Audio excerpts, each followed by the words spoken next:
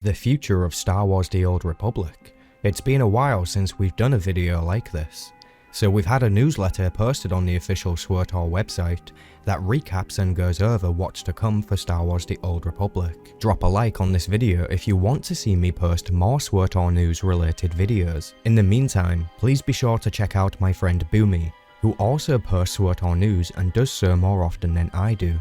Alright, let's get into this. Just for clarity, this article was written by the game director, Keith. The newsletter begins like this. Hi folks, we're now in the second half of 2024 and here to give you all a snapshot of Game Update 7.5.1 and what players can look forward to as we prepare for Game Update 7.6. This is good news! So finally we're going to find out details around 7.6, which is in my opinion, this expansion's make or break moment. Everybody is ready to see the Malgus and Mandalorian storyline wrap up now. This update needs to be solid. Blessed Mother, save us. So the article continues to recap what's been happening over the past few updates, including Galactic Season 7, which is just a new reward track for playing the game. I still do not hold much interest in these passes, and since their release, I can confirm that I have not bothered to complete a single one. I could just be speaking for myself here, but I've never been a fan of battle passes or anything similar. I much prefer solid gameplay and updates. Anyways, the article also recaps over the new Date-Night missions, which are Vet and Arik Jorgen this time around, and both of their date nights can be repeated weekly. This will remain fluff content in my opinion. I'm glad the minority who enjoy romance have access to these missions, but I still don't see them as a selling point or a feature that scores a home run. It's fluff content and side content, and I can take it or leave it, and have left it every time. Moving on, the article next talks about how the game devs have been working with Lucasfilm to bring us cool stuff. Don't get too excited, they're talking about the Acolyte-inspired items and others they've brought to the cash shop.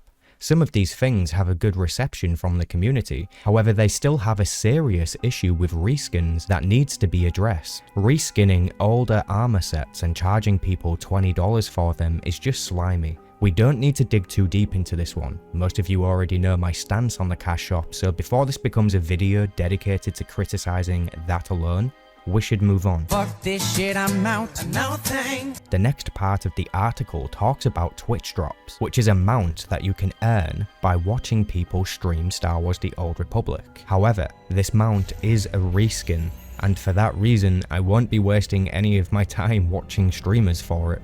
Consider making a reward that is not a reskin, and we can discuss the value of Twitch drops again. But right now, they suck, and putting this minimal effort into something is a great way to reflect how you approach developing this game these days. Low effort, recycled content.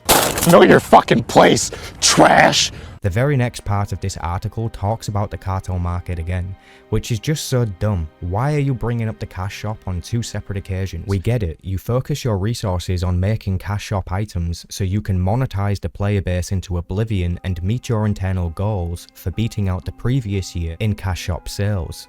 Damn, that was a mouthful. But you get the point. Thankfully, the next part of this article actually starts talking about the game. I lied! Wait, actually, it is the cash shop again. Get your 5,500 cartel coins, 180 days of subscription time, 10 fancy dyes that are consume on use, and a whole new mount that goes fast for a moment when you get on it. How much, you ask? The low price of $100. Shut up and take my money! But the contents in this bundle are worth at least $150, so the value is huge. It's almost 800%.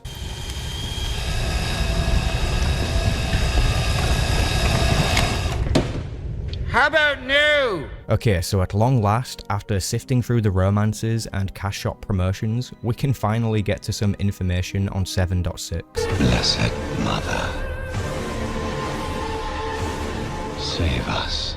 So we find out that the game update 7.6 will be named Galactic Threads. Power of one, the power of two, the power of many. Which is a little on the nose, but okay. They announced that actually a few months back. Never knew I missed that detail. Anyways, Keith explains that right now they are heads down on development with 7.6. I should point out that over a year ago, they said they had already planned out 7.5 and beyond, so we can safely assume that they've spent at least 1 year working on this, which to be fair, bodes well. It sucks having to wait for updates, but I'd rather they took the time to make a good quality update versus getting the small drips we have been that feel empty and storyless. We have a new layer boss coming in 7.6, for those of you that have been looking for some new larger group content. Very excited for that. More art modernization is on the way, some fun stuff to talk about there as well. And as always, ... and more, because it's a fun holiday update, so there'll always be some cool stuff to talk about. So definitely come back. Eventually when we get to the 7.6, I don't even remember that it's the 1 week left in July, so there'll be more time, but definitely come back for the 7.6 live stream. Really excited to talk about everything that's coming in that game update, so it'll be good. So we find out that the new lair boss they previously mentioned will be heading to the player test server, which is good, but I still think it would be useful to remove the subscription barrier to lair bosses. It's the perfect way for a new, free-to-play player to try out the content before they commit to a subscription and play the larger operations. But that's just my opinion. I mean that, or just bring back operation passes. So along with the new lair boss on PTS, this new type of content they previously teased will also be on the player test server.